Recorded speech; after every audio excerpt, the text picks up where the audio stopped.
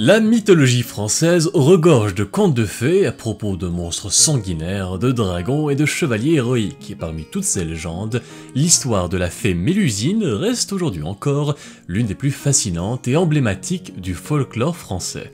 Pourquoi est-ce que cette figure mystérieuse continue-t-elle de captiver notre imagination à travers les siècles? Eh bien c'est ce que nous allons voir ensemble aujourd'hui dans cette vidéo, en explorant ses origines dans les contes médiévaux. Si Mélusine est aussi connue aujourd'hui, c'est surtout grâce au roman de Mélusine ou l'histoire des Lusignan, écrit par Jean d'Arras autour de 1392. Cet ouvrage avait été commandé par le duc Jean de Berry, fils du roi Jean II, dit le Bon Roi, et donc le frère de Charles V. En commandant ce livre, Jean de Berry voulait renforcer les prétentions au pouvoir de sa famille pour laisser un héritage durable derrière lui. L'objectif principal était donc de lier la lignée de sa famille à la fée Mélusine pour avoir une meilleure revendication à la noblesse et pour s'assurer une place dans l'histoire de l'aristocratie française pour les générations à venir. Le roman en question met de l'avant l'histoire de la fée Mélusine, sa malédiction et sa rencontre avec un jeune noble nommé Raymondin. L'histoire commence à l'époque des croisades. Peu de temps après la mort de sa femme, le roi d'Albanie, Élinas, était parti à la chasse avec ses chiens pour se changer les idées et oublier un peu le terrible chagrin qui rongeait son cœur. Alors qu'il se promenait dans la forêt, il s'était arrêté pour puiser l'eau d'un puits et bu quelques gorgées pour étancher sa soif. Puis en relevant la tête, il posa les yeux sur la plus belle femme qu'il ait jamais vue, la fée Présine. Elle était si belle, chantait si bien, qu'Élinas tomba éperdument amoureux d'elle et la demanda en mariage. Présine accepta, mais à une seule condition. Elle lui fit promettre de ne jamais la regarder lorsqu'elle accouchait ou lorsqu'elle donnait le bain à leurs enfants. Plus tard, Présine donna naissance à des triplés qu'elle nomma Mélusine, Méliore et Palatine. Dans sa joie, Élinas s'était précipité dans la chambre de sa femme pour y jeter un coup d'œil et naturellement, il brisa la promesse qu'il lui avait faite. Alors, bien qu'elle l'aimait encore, Présine prit la décision de quitter le royaume avec leurs 3 filles pour se rendre sur l'île légendaire d'Avalon. Pour ceux d'entre vous qui sont familiers avec les légendes arthuriennes, c'est sur cette même île que fut forgée l'épée légendaire Excalibur et où la fée Morgane réside. Bref, les 3 sœurs avaient grandi à Avalon en compagnie de leur mère, et à leur 15e anniversaire, Mélusine, l'aînée des 3, était allée voir Présine pour lui demander pourquoi est-ce qu'elles avaient quitté le royaume de leur père. La fée lui avait alors parlé du marché qu'elle avait conclu avec Élinas et comment ce dernier l'avait trahi. En entendant parler de la promesse rompue de leur père, Mélusine avait réussi à convaincre ses 2 sœurs de l'aider pour se venger. Ensemble, elles avaient utilisé les pouvoirs magiques qu'elles avaient hérités de leur mère pour enfermer Élinas au cœur de la montagne légendaire de Brombour-en-Lion, avec toutes ses richesses et ses trésors. Une fois Élinas enfermée dans la montagne, les 3 filles retournèrent voir leur mère, un grand sourire aux lèvres, car elles s'attendaient à être félicitées pour ce qu'elles avaient accompli. Mais à leur grande déception, elles s'étaient plutôt heurtées à sa colère. Présine, les larmes aux yeux, leur dit qu'en enfermant leur père, elles avaient détruit en même temps le seul bonheur qu'elle ait jamais connu. Alors, dans sa rage, elle emprisonna Palatine dans la même montagne qu'Élinas, elle enferma Méliore à vie dans un château et bannit Mélusine d'Avalon en la maudissant. À partir de ce moment-là, la moitié inférieure du corps de Mélusine prendrait la forme d'un serpent à 2 queues à chaque samedi, et ce pour l'éternité. Elle avait rajouté que si un homme finissait par épouser Mélusine, il ne devait jamais la voir sous sa forme monstrueuse. S'il respectait ce serment, Mélusine aura une vie très heureuse avec lui et plein d'enfants. Mais si pour une raison quelconque il brisait cette intimité, les jambes de la jeune fille allaient rester sous la forme de queue de serpent pour toujours et elle apparaîtra ainsi aux nobles de la forteresse en plus de passer 3 journées entières à se lamenter à chaque fois qu'un descendant meurt ou que la forteresse change de propriétaire. Après avoir quitté Avalon, Mélusine avait fini par s'installer au bord d'un ruisseau dans le bois près de Poitiers, jusqu'au jour où elle reçut la visite d'un jeune noble nommé Raymondin. Ce dernier était désespéré et sous le choc après avoir accidentellement tué son oncle lors d'une partie de chasse et Mélusine l'avait consolé et lui proposa son aide. Elle promit de l'aider et de faire de lui un homme riche et puissant si en retour il l'épousait. Mais tout comme sa mère, elle posa une condition. Il ne devait jamais chercher à la voir les samedis et ce, sous aucun prétexte. Après leur union, le couple vécut heureux pendant 10 ans où Mélusine donna naissance à 10 enfants, dont certains étaient nés difformes.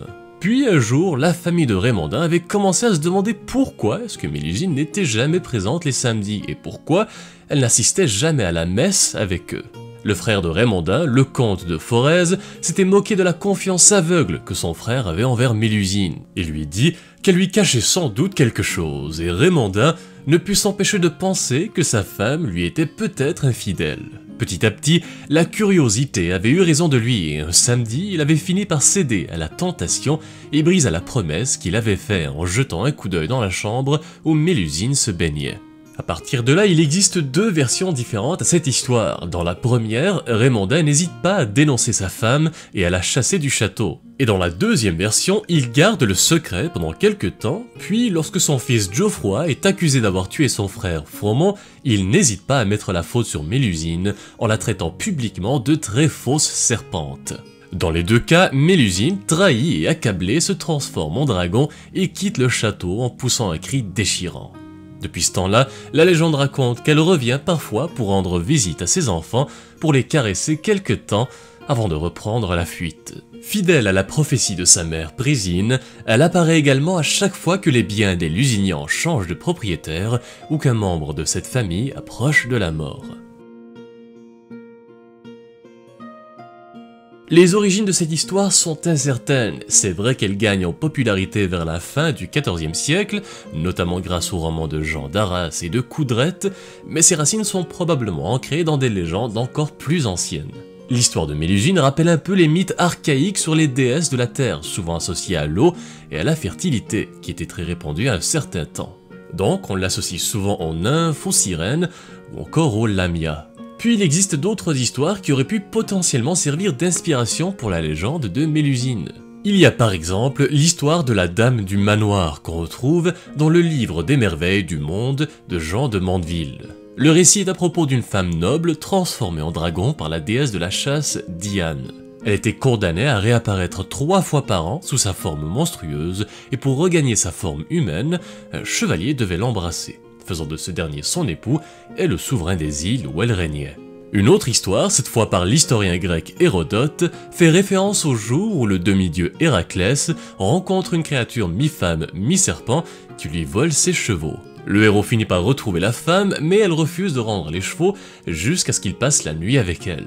Mais encore là, cette histoire de la Grèce antique était probablement déjà inspirée par une légende encore plus ancienne, ce qui rend très difficile la tâche de déterminer avec précision les origines exactes de Mélusine dans l'histoire. Il existe aussi une autre hypothèse comme quoi la légende serait inspirée de l'idée que les femmes au Moyen-Âge étaient considérées comme impures tout de suite après l'accouchement et qu'elles avaient besoin d'une période de repos et de réclusion pour récupérer. Pendant cette période, le mari devait prendre ses distances et laisser la mère seule ou avec des servantes pour s'occuper de l'enfant pour éviter la malchance. Mais bon, ça ne reste que des hypothèses, parce qu'en réalité, il y a très peu de preuves concrètes qui confirment cette théorie dans les textes historiques médiévaux. Aujourd'hui, Mélusine demeure l'une des figures les plus influentes et importantes du folklore français, surtout dans le Poitou. Dans la communauté des communes du pays mélusin, située dans le département de la Vienne, sa présence est omniprésente. On retrouve des rues, des cafés et toutes sortes de boutiques qui portent son nom. C'est une figure centrale du folklore de la région qui a su captiver l'imaginaire collectif à travers les siècles. Et d'ailleurs, elle est même créditée pour la construction de certains édifices comme la tour Mélusine à Vouvant ou encore le château de Lusignan. On la retrouve aussi dans la culture populaire moderne, souvent inclus dans la littérature, les films, la musique et même dans les jeux vidéo. Certains d'entre vous connaissent par exemple la bande dessinée simplement intitulée Mélusine, qui met en scène une jeune sorcière du même nom qui réside dans un château hanté de Transylvanie et qui vit toutes sortes d'aventures. Il y a eu aussi quelques opéras à propos de la légende, comme Mélusine du compositeur allemand Aribert Reimann, ou encore La magicienne du compositeur français Fromental Alevi.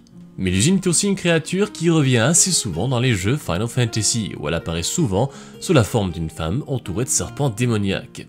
Et dans le jeu Witcher 3 Wild Hunt, c'est l'une des créatures surnaturelles que le sorceleur Geralt doit éradiquer. Comme d'habitude, si vous avez d'autres références à Mélusine dans la culture populaire, ou si vous avez tout simplement des anecdotes à raconter, vous pouvez les partager avec nous dans les commentaires. Bref, c'est un personnage unique et emblématique de la culture française qui restera gravé dans les mémoires pendant encore bien longtemps. Bon, sur ce, c'est ce qui met fin à la vidéo sur la fée Mélusine. Merci à tous et à toutes de l'avoir visionné jusqu'au bout, et j'espère, comme d'habitude, qu'elle vous a plu. Si vous avez d'autres suggestions, n'hésitez pas à me le faire savoir dans les commentaires, et si vous voulez voir plus de contenu similaire, n'hésitez pas à vous abonner et à activer les notifications pour ne pas manquer les prochaines vidéos. Merci encore, et à bientôt tout le monde.